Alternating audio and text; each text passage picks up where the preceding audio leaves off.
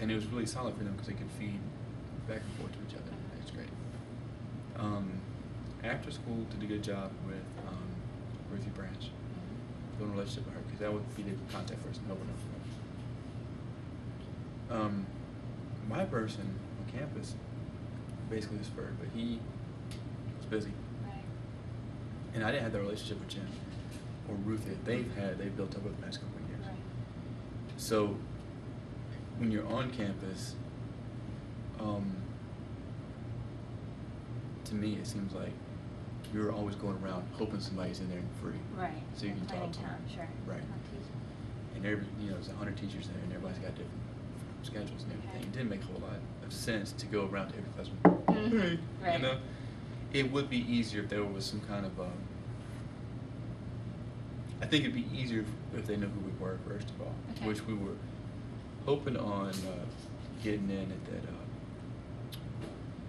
staff meeting at the very beginning of the That'd year. be excellent. Sure. Was that first second week of August? Mm-hmm. Problem is, we did a bike ride last year to raise money for scholarships, which we gave 2 away at the Senior United at Thalian this year. We're doing that again with Riding at Charleston, and I think it's right around the time of that meeting. So I think Megan might go to that, just so people know they know our face. Yes, that's great. But it would be nice to have more of a formal chain to go through. Okay. One of my kids that I had good relationship with was expelled from school because he got in trouble over and over and over. And I would never know about it until 2 or 3 days after. Because if you're not right there in the office, you don't know. Right. Until I got the email, oh, he was suspended 2 days ago. Okay. When I would come across him, he would be in trouble. I could calm him down in 10 minutes. Mm-hmm. But you can't help if you don't know. And the working theory was, well, you can't help them all the time. No, but I can help them now. Right. And if you can't teach him, then he's never going to learn. You can't just be hard on everybody and expect him to realize what you're doing. So really work out that chain of communication to clear that up a little bit. And I know it's tough. It's another layer. I know there's got to be a way to work it out. I think with have a couple more people on campus, we'll have cleaner office hours. Because basically I was in my office, and if I was out, I was just out. There was nobody there. And so kids would come by and just not see me, and I wouldn't see them for 2 weeks because you weren't in your office. Well, Right. I was doing something with somebody else. I think now we'll actually have somebody in the office all the time, Great.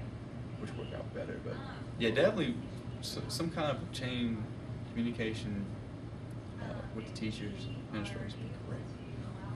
Once we figure out how to do it. If you have any ideas. Okay. And we as teachers, we've been reading a lot about just different things, different homeworks that we can give for them to work with a partner. So if we know there's tutors here, we can, work on that piece that they do have tutors and upping what we give them to have them interact with somebody. I think next year after school will be a smaller group. Okay. It's easier to work with. Last year they had 60 kids in this space at one time, and it's just bananas. So I think it's going to trim down, maybe like 25 max, and probably break out freshmen, sophomores, separate from juniors and seniors. That'd be good. Different days, Monday, Tuesday, Wednesday, Thursday, Okay. or Monday, Wednesday, whatever. However she decides to do it. That way we can actually get more work done, and instead of somebody doing AFM and basic algebra and geometry and all this other stuff, at least you can kind of narrow down the courses that you have to work with. Makes it a lot easier. Now you mentioned some of the community relationships with the civic people coming to speak. You have other relationships where you get donations and support from other communities? We do. This community is almost tapped out when it comes to donations. Because there's Wilmington and not a whole lot around. PBD we do a lot of work with. They help us out, right? I'm not big on who all the donors are. We do a number of fundraisers that bring into the community. Do a blue and white bash in October. which is at Blue Water, Okay. and try to get like city council there, other people from the community, school board members, just so they know.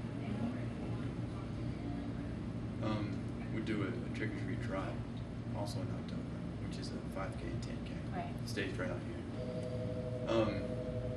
Definitely use teacher help on that one because we have a long course to help make sure nobody gets lost. Right.